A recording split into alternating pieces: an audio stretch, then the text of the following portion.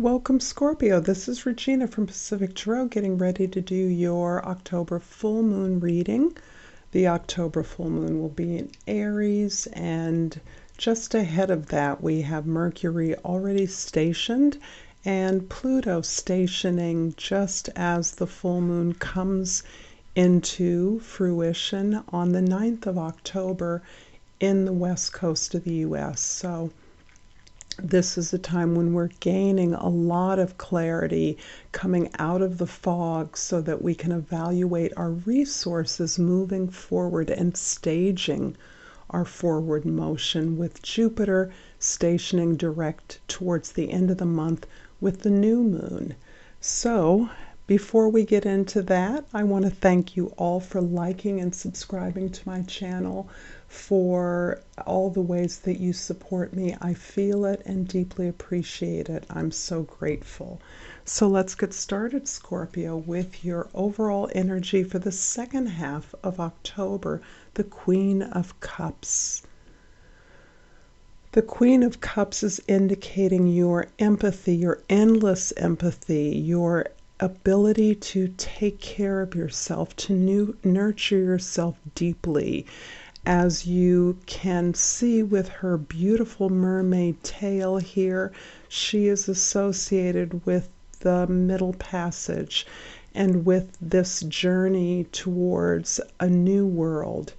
You are exploring your history, your memory, your heritage, your ancestry, as you gain and gather the resources, the guidance that they are offering you at this time, that they've always offered you, but that you are uniquely in need of at this time. In the past, we have the Ten of Coins, we have the Queen of Swords, and we have the Eight of Coins. You are manifesting a legacy. You are recognizing your inheritance, your ancestral heritage. You are participating in this heritage in such a way that you want to make and are capable of making the resources that you've had access to available to others. This is a culmination of life experiences, many lives experiences. And if this is not a financial legacy, for most of you, this is a cultural legacy that you are benefiting from. You're inheriting and recognizing your power within it to continue its generation of abundance. You are likewise working very hard on yourself. You're really detaching yourself from your powerful emotions. You're not denying them by any means, but you are facilitating conversations, discussions, the gathering of information, and the listening to the experiences of others for their truths. You're learning to elevate your search for inspiration and truth, for victory, for justice, in a diversity of truths, enriching your environment by listening to the inspiration, the experiences of others. And this is how you are building up and focusing on yourself, the mastery of your craft, the perfection of something that will release you and take you to the victory that you are seeking. In the present, we have the Ten of Swords, the High Priestess, and the Ace of Wands. Indeed, we are all processing our failures, our disappointments, looking at the opportunities and experiences that never met their potential. And in so doing, you are gaining the understanding from those many lessons, recognizing your responsibility and your role in the disappointments, in the failures, the way of perceiving your experience as one of a victim and reversing that into your power. You are moving into this powerful reflection of who you are. You are opening up to your guidance. You are opening up to your beyond this life guidance from those ancestors, guides, authorities, teachers that you recognize that know you and know your path. And that is wisdom you are holding close to you at this time.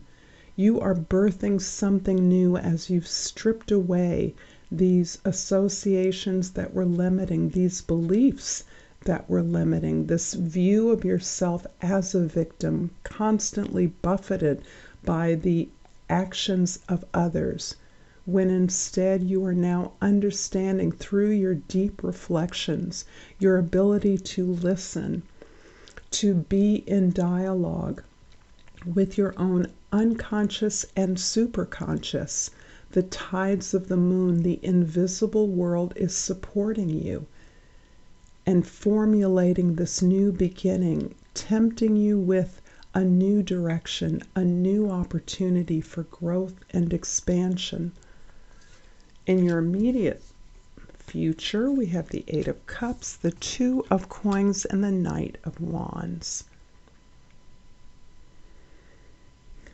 Separating yourself from this environment of even apparent victimhood, from this environment in which you have seen your failures and you have likewise learned your lessons. You are separating yourself from those attitudes that have limited you and even those people with whom you are closely bonded. As you now recognize that there is so much more available to you, so much more that you are deserving of, that may not be familiar to those in your environment. You are moving away. You are looking for your next challenge, and that next challenge is moving in greater alignment with your higher self, with your potential. The reason you want more is because you are deserving of more, and that you have to honor at this time. But this is producing a lot of juggling on your part. You're having to recognize, understand, objectify your past in order to recognize its limitations and ways in which you are moving into the present with this greater capacity to choose what is best for you. The twos are about the reflection that the High Priestess is engaged in, and this reflection is about your memories and your history. And there's a current of that in this reading, always, for all of us. But for you particularly, Scorpio, there's a need to attach to your guides, to pray, to meditate, so that you have a greater understanding not only of the opportunities before you, but of who you are and what your authentic alignment is. This is empowering you, giving you the courage to explore, to open up your heart, to move forward with passion, motivation, and determination.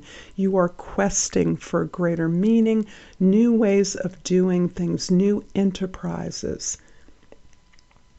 I'm going to clarify the High Priestess here with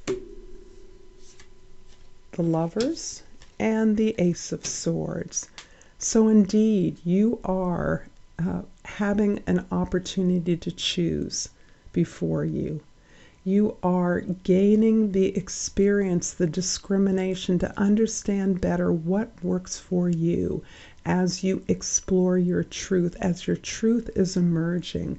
This is the second wands, and wands are always this beautiful opening, this opportunity, this new beginning, but the potential of that.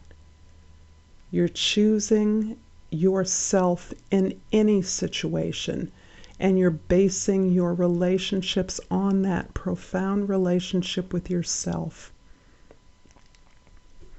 I'm going to finish off this reading, Scorpio, with a botanical inspiration. Ooh. And I'm picking the tulip. And the tulip keywords are friendship and gratitude. Marcel Proust said, "Let us be grateful for the people who make us happy.